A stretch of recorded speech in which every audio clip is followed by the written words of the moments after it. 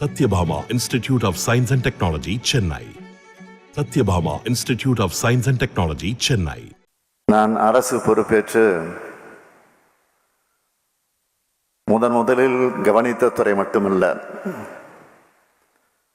வளர்த்த துறை இந்த துறை. அதோடு என்னுடைய இதயத்திற்கு நெருக்கமான கடல் நீரை குடிநீராக்கக்கூடிய திட்ட தொடக்க விழாவில் கலந்து கொள்வதிலே கூடுதல் மகிழ்ச்சி அடைகிறேன். இன்று இந்த திட்டத்தோடு சேர்த்து 2465 கோடி ரூபாய் மதிப்பிலான முடிவுற்ற திட்டப்பணிகள் தொடங்கி வைக்கப்பட்டிருக்கு. 1802 கோடி ரூபாய் மதிப்பீட்டில் 39 புதிய திட்டப்பணிகளுக்கு அடிக்கல் நாட்டி வைக்கப்பட்டிருக்கு. நம்ம மாண்புமிகு அமைச்சர் நேரு அவர்களை பொறுத்த வரைக்கும் எதையுமே பிரம்மாண்டமாகத்தான் செய்வார். அது கட்சி சார்பாக நடக்கிற மாநாடாக இருந்தாலும் அதை நாங்கள் நேரிட்டு தான் ஒப்படைப்போம். ஆட்சியில் நகராட்சி நிர்வாகம் போன்ற பிரம்மாண்ட துறையும் நேருகிட்ட தான் ஒப்படைச்சிருக்கிறோம். நம்முடைய தமிழ்நாடு அதிகப்படியான நகரமயமாக்கல் கொண்ட மாநிலம். அதனால தான் நகராட்சி நிர்வாகத்தை மட்டும் தனியாக கவனிக்க ஒரு அமைச்சர் வேணும். அதுவும் துடிப்பாக செயல்படக்கூடிய அமைச்சர் வேணும்னு தேர்ந்தெடுத்து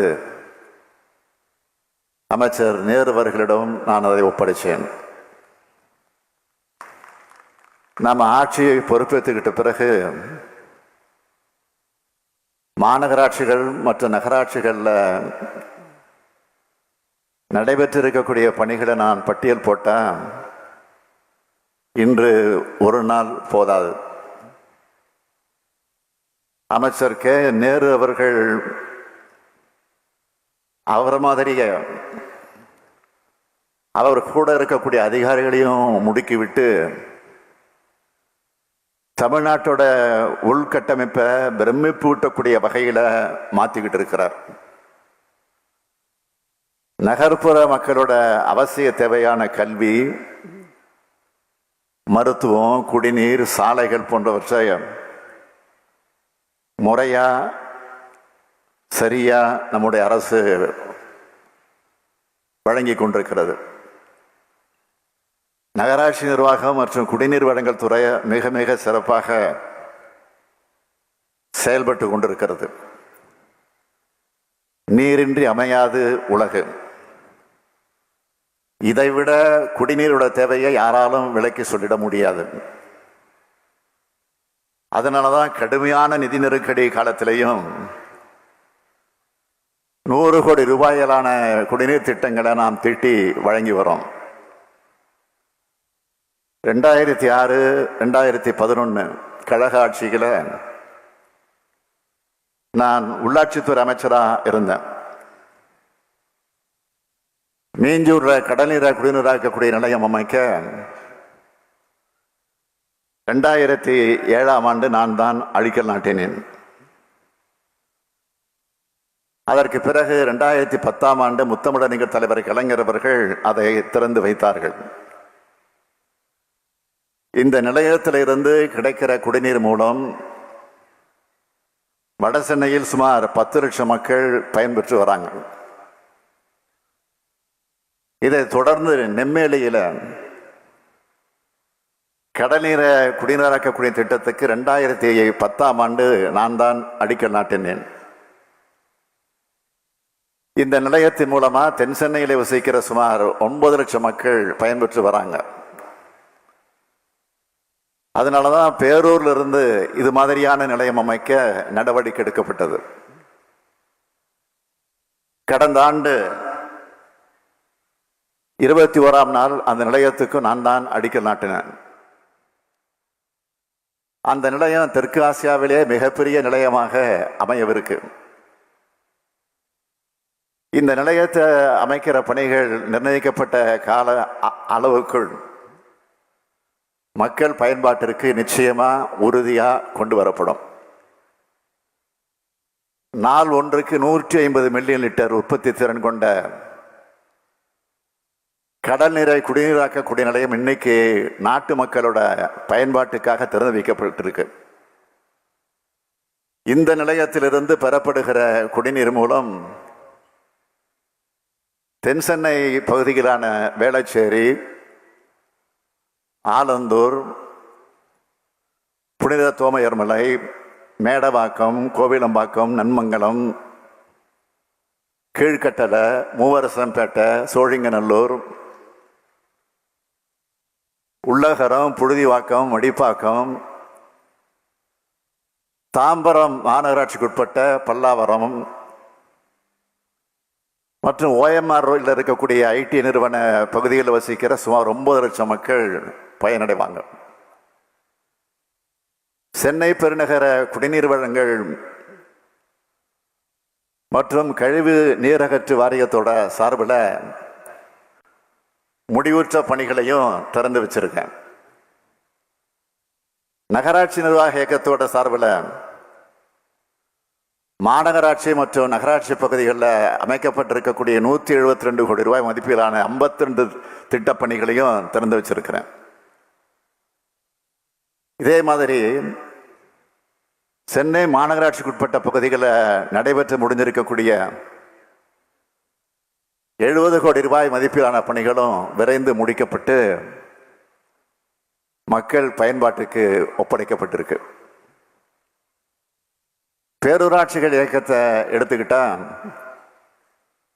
33 கோடி ரூபாய் மதிப்பிலான 12 திட்டப்பணிகள் தொடங்கி வைக்கப்பட்டிருக்கு. தமிழ்நாடு குடிநீர் வடிகால் வாரியத்தோட சார்பில் 3 தனி குடிநீர் திட்டங்களையும் 6 கூட்டு குடிநீர் திட்டங்களையும் தொடங்கி வச்சிருக்கிறேன். இதோட மதிப்பு 533 கோடி ரூபாய். 364 வாகனங்கள் பயன்பாட்டுக்கு வழங்கப்பட்டிருக்கு. கொடுங்கையூர் குப்பை கொட்டும் வளாகத்தில் பல ஆண்டுகளாக குப்பை கொட்டப்பட்டு குப்பைகளை 648 கோடி ரூபாய் 38 லட்சம் ரூபாய் செலவில் உயிரையே அகழ்ந்தெடுத்தல் முறையில் பிரிச்செடுத்து நிலத்தை மீட்டெடுக்கிற பணிக்கும் அடிக்கல் நாட்டியிருக்கிறேன். நகராட்சி நிர்வாக இயக்குநரகம் சார்பில்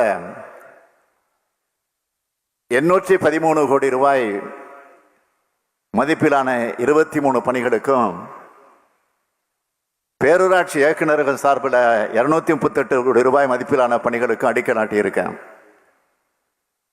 இப்படி மொத்தம் 1802 கோடி ரூபாய் மதிப்பில் 39 புதிய திட்டப்பணிகளுக்கு அடிக்கல் நாட்டியிருக்கேன்.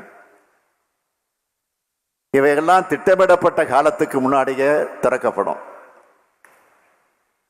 சிங்கார சென்னைய, சீர்மிகு சென்னைய உருவாக்குனதுல திராவிட முன்னேற்ற கழகத்துக்கு தான் பெரிய பங்கு இருக்கு. சென்னை மாநகராட்சியில மக்களால் தேர்ந்தெடுக்கப்பட்ட மேயரா 2 முறை இருந்தவண்ணா. அப்ப சென்னையினுடைய வளர்ச்சிக்காக ஏராளமான திட்டங்களை தீட்டி வழங்கியிருக்கோம். இன்னைக்கு சென்னையை நீங்க சுத்தி வரும்போது பார்க்கிற மேம்பாலங்கள் உள்ளிட்ட பல கட்டமைப்புகள் கழக ஆட்சி காலத்தில் தான் உருவாக்கப்பட்டுச்சு. பெருகி வர மக்கள் தொகையை கணக்கில் கொண்டு நெம்மேலியில் இந்த நிலையம் அமைக்கப்பட்டிருக்கு. நாம திட்டமிடுகிற கடல் நீர குடிநீராக்க நிலையங்கள் அமைக்கப்படுறது மூலமா நாளொன்றுக்கு 750 மில்லியன் லிட்டர் உற்பத்தி திறன் கொண்ட இந்தியாவிலேயே மிகப்பெரிய கடல் நீரை குடிநீராக்கக்கூடிய நிலையம் நிறுவப்பட்ட மாநகரம் என்ற பெருமையை சென்னை மாநகரம் அடையும். இதன் மூலம் நம்ம அரசு சென்னை மாநகர மக்களோட குடிநீர் தேவையை பூர்த்தி செய்ய தேவையான நடவடிக்கைகளை எடுத்துக்கொண்டு வருது. இதை சிறப்பாகவும் விரைவாகவும் அமைச்சர் கே நேரு அவர்கள் செஞ்சு காட்டுவாருங்கிற நம்பிக்கை எனக்கு நிறைய இருக்கு. ஏன்னா நம்ம திராவிட மாடல் அரசை பொறுத்த வரைக்கும் வெற்று அறிவிப்புகளை வெளியிடுகிற அரசு கிடையாது. திட்டங்களை நிறைவேற்றி சென்னையோட தாக்கத்தை தீர்க்கிற அரசு. நிறைவாக சொல்றேன், தலைவர் கலைஞராக இருந்தாலும் சரி, அவர் மகன் முத்துவேல் கருணாநிதி ஸ்டாலினாக இருந்தாலும் சரி, நாங்கள் சொன்னதை செய்வோம், செய்வதைத்தான் சொல்லுவோம் என்று கூறி விடைபெறுவதற்கு முன்னால் இங்கு நம்முடைய அமைச்சர் அவர்கள் ஒரு கோரிக்கை வைத்தார்கள். சென்னை மாநகராட்சியினுடைய கட்டிடத்திற்கு அருகில புதிதாக உருவாக்கப்பட்டிருக்கக்கூடிய ஒரு புதிய கட்டிடத்திற்கு தலைவர் கலைஞருடைய பெயரை சூட்ட வேண்டும் என்று. கலைஞருடைய 100ஆண்டு விழா நடைபெறுகிறது. எனவே நிச்சயமாக அந்த கட்டிடத்திற்கு கலைஞர் 100ஆண்டு விழா கட்டிடம் என்று பெயர் சூட்டப்படும் என்பதை தெரிவித்து விடைபெறுகிறேன். நன்றி, வணக்கம். Satyabhama Institute of Science and Technology, Chennai. Satyabhama Institute of Science and Technology, Chennai. செய்திகளை உடனுக்குடனும் துல்லியமாகவும் தெரிந்து கொள்ள சப்ஸ்கிரைப் பண்ணுங்க.